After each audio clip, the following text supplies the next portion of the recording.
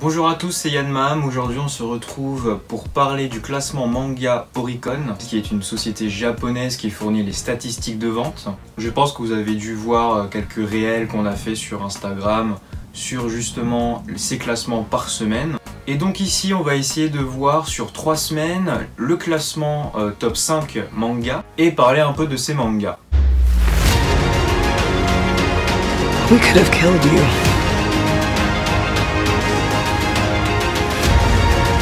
Is it true what they say?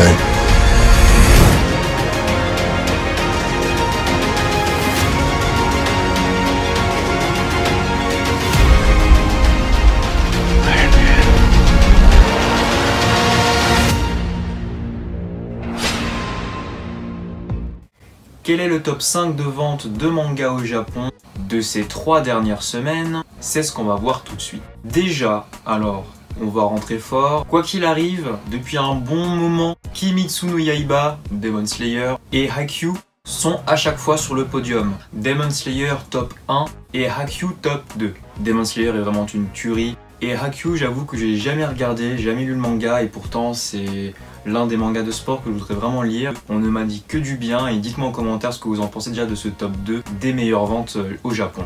Maintenant on va passer au top 3, 4 et 5. Alors il faut savoir que ça fluctue beaucoup niveau vente selon les hypes au Japon et surtout aussi selon les sorties de tomes, les plus importants si c'est une fin de série ou quoi que ce soit, etc. Mais aussi selon les événements qui se passent au Japon. En top 3, Kaguya-sama. Kaguya-sama qui est connu en France surtout pour son animé, mais il faut savoir qu'au Japon il y a le manga et le manga marche très bien. Et c'est vrai qu'en France je voudrais vraiment beaucoup que ce manga soit édité car j'adore l'animé et lire le manga me plairait énormément. Ensuite on a eu Otaku. Et cette dernière semaine, devinez qui est top 3. Actage qui s'est vu du coup avoir une augmentation de vente hallucinante. Et c'est pour ça que je disais que ça fluctuait beaucoup selon la hype et les événements qui pouvaient se passer. Le bad buzz qui a fait du coup le mangaka, si vous n'avez pas trop suivi l'actualité du moment, je vous renvoie dans les posts de Gak. Mais du coup, cette polémique autour du mangaka de Actage a du coup fait du bruit. On peut voir que les ventes ont drastiquement augmenté avec ce bad buzz. Quelle ironie du sort. En tout cas, beaucoup de courage à la dessinatrice et j'espère qu'elle pourra retrouver très vite un manga et un éditeur. Préparez-vous pour le top 4 de ces 3 dernières semaines car c'est du lourd.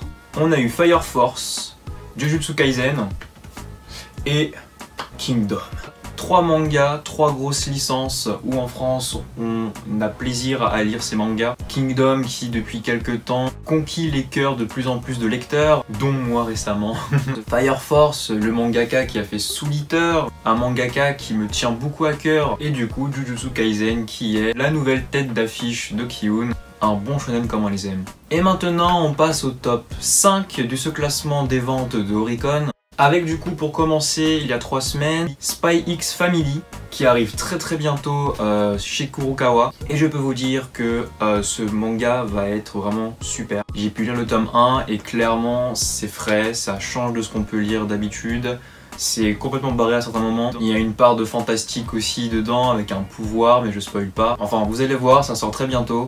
Ensuite au top 5, ces 2 dernières semaines, il y a eu Chainsaw Man. Alors si vous connaissez pas encore Chainsaw Man, je vous invite tout de suite à aller voir la vidéo que j'ai faite sur Chainsaw Man, qui est vraiment du coup un manga qui critique le shonen, mais c'est un manga très divertissant, très drôle, fait par l'auteur de Fire Punch, un très bon manga.